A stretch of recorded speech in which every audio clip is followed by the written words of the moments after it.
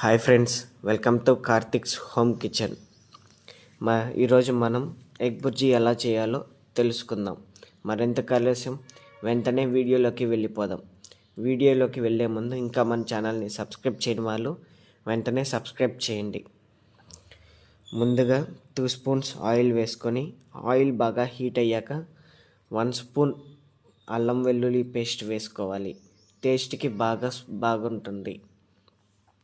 తర్వాత సన్నగా తరిగి పెట్టుకున్న ఆనియన్స్ని వేసి బ్రౌనిష్ కలర్ వచ్చే వరకు వేయించుకోవాలి. ఆనియన్స్ బాగా వేగాక 2 స్పూన్స్ సాల్ట్ తీసుకోవాలి. మనకు ఎంత సాల్ట్ కావాలో అంత వేసుకోవాలి.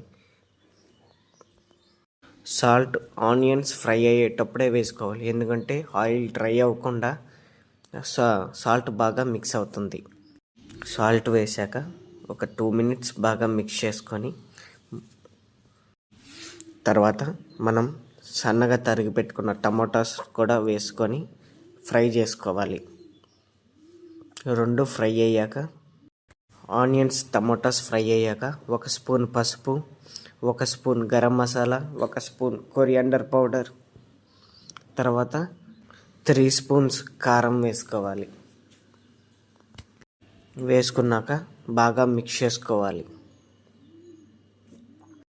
తర్వాత మనకు ఎన్ని ఎగ్స్ కావాలో అన్ని ఎగ్స్ వేసుకొని కాసేపు ఆగాలి.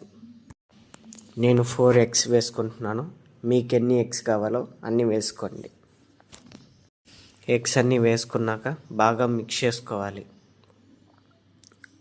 ఇప్పుడు మీరు లో ఫ్లేమ్లో పెట్టుకుంటే కొద్దిగా హై ఫ్లేమ్ పెంచుకోండి.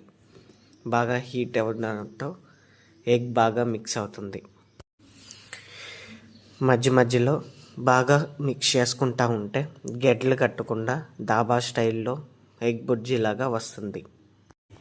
ఇప్పుడు మూత పెట్టి కాస్త ఒక 5 మినిట్స్ వెయిట్ చేయాలి. అప్పుడే బాగా సాల్ట్ అన్నీ మిక్స్ అయ్యి టేస్ట్ వస్తుంది.